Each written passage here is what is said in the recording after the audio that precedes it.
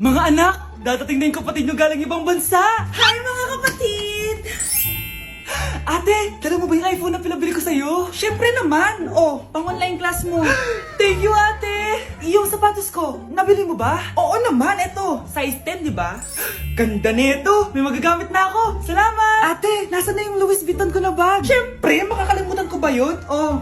Wow! Social naman! Miss ko na kayong lahat. Lalo na ikaw, Nay. Masaya ako, anak, na nakauwi ka na dito sa Pilipinas. Aba, umuwi na palang katulong sa Spain. Anong pinagsasabi mo katulong? Doktor tong anak ko. Bakit di natin siya tanungin? Ha? Totoo ba yun, anak? Nay. Bakit ganti naman ng iPhone? May keypad. Ha? Mali ito. Bakit na nakalagay? Abibas. Fake naman pala ang mga pasalubong. Nay, hindi naman po talaga ako doktor sa Spain. Manghihilot lang ako. Ma, I'm sorry, ma. Teka lang, parang napanood ko na to ah. Etong Louis Vuitton ate, saan mo binili? Sa Green Hills. Pero sabi nung nagtitinda, maganda daw yung quality niyan. Anak, kahit ano ka pa, tanggap kita. Thank you, Nay. I love you, anak. Yes, ang taas ng score ko. Anong score mo, Scarlett? 19 yung score ko. Ay, hindi perfect. Buti pa ako, naka 20. Bawi ka na lang next time, ha? Scarlett, nagawa mo ba yung assignment natin? May assignment tayo? Hala, di ko nagawa.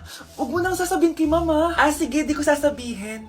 Ma'am, may assignment po pala tayo. Ay, oo nga pala, may assignment tayo, class. Ang hindi gumawa ng assignment, bagsak sa akin, ha?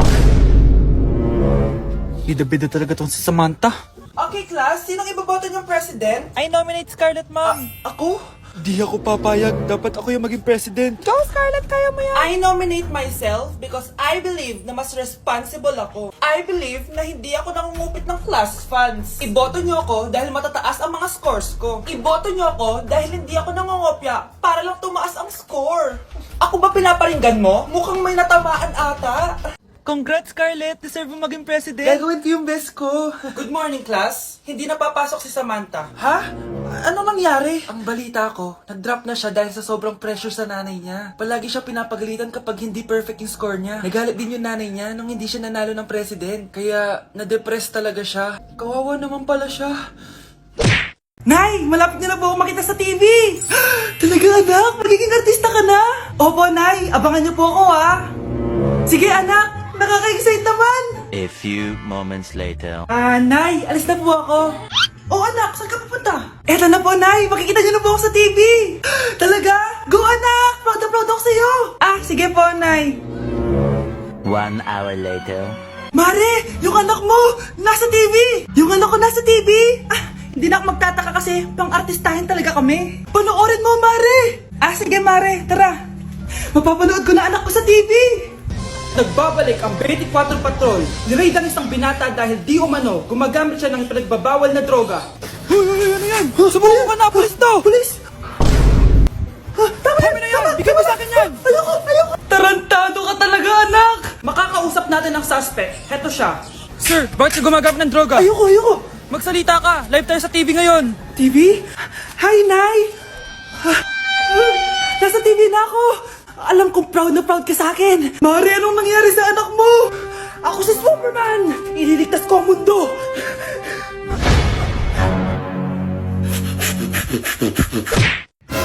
Anak, ano to pinagpo-post mo sa Facebook, ha? Bakit po, Nay? Nagmumura ka dito, oh. Sabi mo, ha, tang-ina, laro. Yan ba yung mga nalalaman mo sa school? Biro lang yun, Nay. Wala akong pake. I-delete mo to kung ayaw mo laruin ko yung mukha mo. Sige po, Nay. A few moments later. Wow, ang ganda naman na outfit ko. Picture nga ako. Anak, ano naman itong pinost mo? Bakit ang ikli na shorts mo? Ang ganda ko dyan, no, Nay? Akala mo kinaganda mo yan? Ang pangit! Baka bastusin ka ng mga lalaki. Grabe ka naman, Nay. I-delete mo yan! Next time, magpajama ka na lang. Yung tago lahat, pati mukha mo. Wow! Thank you so much, Mommy! You know that I love chicken nuggets! Ay, di pala chicken nuggets to. Pero ang sarap! May day ko nga. Ano? Ano na naman itong pinost mo sa Facebook? Yung niluto niyo po, Nay, shinare ko lang sa Facebook. Itlog lang, ipapost mo ba? Hiya ka naman. Dapat pinapost mo yung mga masarap na pagkain. I-delete mo yan! Lahat na lang pinapadelete mo. Tapos may nagko-comment pa sa post mo, sabi nila, ang pangit ko daw! Deserve. Alam mo, I-delete mo na lang yung Facebook mo. tama na! I-delete mo na para tamimik na yung buhay ko. Eh, kung wag ka kaya mangyalam, sigurado tatahimik buhay mo. Akin na yung phone mo. Ako na lang magdi-delete. Bakit kita i-delete kung pwede naman kitang i-block? Hindi mo na makikita yung mga post ko. Anak ko, binilan kita ng bagong cellphone. Di ba gusto mo to? Oh, thank you po, Nay. Magagamit ko po to sa school. Nay, meron din po ba ako? Anak, sa susunod ka na lang, ha? A few moments later. Wow, bagong cellphone? Ang ganda, di ba? Pwedeng patingin? Sige ate, oh. Paborito ka talaga ni nanay, no? Deserve mo naman. Salamat, ate. Deserve mo din to. Ate, ba't mo ginawa yun? Eto ang tatandaan mo. Ako ang magiging paborito ni nanay. Basag na. Aray! Nay! Oo, anong nangyayari dito? Nay, sinaktan po ako ni Kyle. Totoo ba to, Kyle? Nay, hindi po. Binasag niya nga po yung cellphone ko eh. Hindi po totoo yan, Nay. Sinungaling ka. Kyle, anong nangyayari sa'yo? Lumalaki na ata ulo mo. Nay, may kailangan ka marinig. Deserve mo din to. Ate, ba't mo ginawa yun? Ito ang tatandaan mo. Ako ang magiging paborito ni nanay. Nay. Lalo mo lang ako binigyan ng dahilan kung bakit hindi ikaw ang paborito kong anak.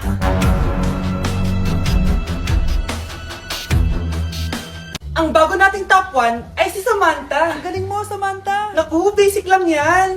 Paano nangyari yun? Pasado kayong lahat, pero may isang bagsak. Si Scarlett, halatang favorite mo si Samantha. Pares lang kami ng average. Paano ako bumagsak? Di ba sinasagot mo ako? Eh, di bagsak ka ngayon. Umanda ka sa akin. A few moments later. Class, mag-behave kayo. Nandito yung principal natin. Magandang umaga, class. Kamusta yung bago nating teacher? Gusto ko pong i-report yung teacher na yan dahil may favoritism po yan. Favoritism? Sinungaling ka, Scarlett! Mabait sa amin si ma'am! Opo ma'am! Mabait po ako sa kanila! Pantay-pantay lang po yung tingin ko sa kanila! Huwag mo na pagtakpan nanay mo, Samantha! Hala, OMG, magnanay sila. Ma'am Principal, pagpasensyahan niyo na siya. Baka di niya alam yung sinasabi niya. Meron ako ebidensya dito na nagpapatunay na binigyan ng sagot ni ma'am si Samantha. At tinawag ng nanay si ma'am. Bawal to sa school natin Kayong dalawa, mag-usap tayo sa principal's office. Ma'am, magpapaliwanag po ako. Ang bago nating top 1 ay si Scarlett. Yes, Scarlett, deserve mo yan. Marami pong salamat, ma'am principal. Alam mo, buti na lang hindi mo na-teacher yung nanay mo. Anong sabi mo? Hindi mo ba alam na magkapatid kayo ni Samantha? Iisa lang kayo ng nanay. Okay, class, dismiss. Oh, be, saan punta mo? Makikipag-date ako, be. Di ka makarelate, no? Kasi wala kang jowa. Date? Saan mo naman nakalala yan? Sa Omegle? Oo, bakit? May masama ba doon? Wala namang masama. Baka magulat lang siya sa totoo mong itsura. Che! A few moments later. Ano ba yan? Lobat na naman! Asan na ba yung commit up ko? Miss, hold up to. Sus! First date pa lang, nagpo-prank ka na! Hindi to prank. Hold up to. Scam ka pala! Akala ko mahal mo ako! Uto-uto ka kasi. Akin na phone mo. Wag na phone! Hindi pa fully paid to eh! Eto na lang baon ko! Hindi ko pa nakain to! Akin na sabi. Gusto mo masaktan? Eto na po! Dami pang sinasabi. Lobat to? Asan na charger neto? Ito po yung charger! Ano password neto? 6969! Ang pangit naman ng camera. Wow, RT mo pa Palitan mo na phone mo, be! O eto, mas maganda. Sa'yo na to! Sure ka, kuya? Bibigyan mo ako ng phone? Di ba hold upper ka? Eh, nakakaawa ka eh. Pero huwag kang mag-alala. Bago labas siya ng Xiaomi, yung Redmi 12C. Bigger screen, bigger storage. Salamat! Baka may barya ka dyan. Wala na kasi ako pamasahe eh. Parang baliktad na. Nay! Gutom na ako! Gusto mo na ito? Nakain ko na. Oh, ito, pagkain para sa'yo. Pagpasensyahan mo ng nanay mo, Salamat po. Sana ikaw na lang yung naging nanay ko. Hoy anak, pumasok ka nga dito. Sige na. A few moments later. Nay! Hindi ko yung tunay ko nanay! Ha? Ano ba nagsasabi mo? Bakit hindi nakalagay dito yung pangalan mo? Sinungaling ang papel na yan. Alam mo nga ako yung tunay mong nanay. Itapon mo na nga yan. Sabihin mo na sa kanya yung totoo. Anong totoo? Na ako! Ang tunay mong nanay! Ikaw yung tunay ko nanay? Nagpapatawa ka ba? Eh sa akin lumabas yan eh. Ano ba talaga? Magpa-DNA test na lang tayo! Malalaman ko na kung sino totoong nanay. Ang tunay mong nanay ay... siya! Siya yung nanay ko? Hindi pwede to! Ayoko! O diba? Tama ako? Ikaw na lang nanay ko! Ampunin mo na ako!